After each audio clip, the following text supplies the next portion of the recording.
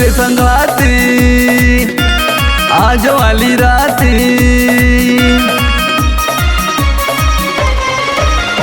सुन रे संगाती आज वाली राती। 100 रुपया लागी सबसे बम्फर होई पार्टी। मुर्गा बनी बौरी लागी ऊपर से दारू बियर। खा के घर से घर मिला के बोलल जाए हैप्पी न्यू ईयर। खा के घर से घर मिला के बोलल जाए हैप्पी न्यू ईयर।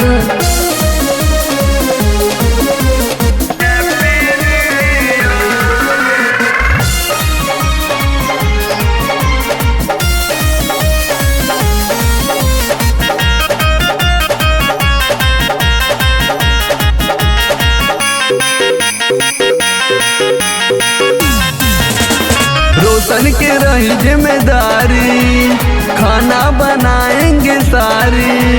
नया साल के दिन केहू के दही नगारी। रोशन के रही जिम्मेदारी, खाना बनाएंगे सारी। नया साल के दिन केहू के दही नगारी। डीजे बजा के ना चल जाई को तनी क्लियर।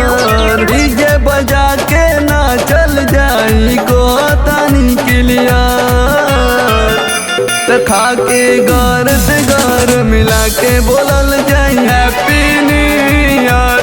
खा के घर से घर मिला के बोलल जाई हैप्पी न्यू ईयर।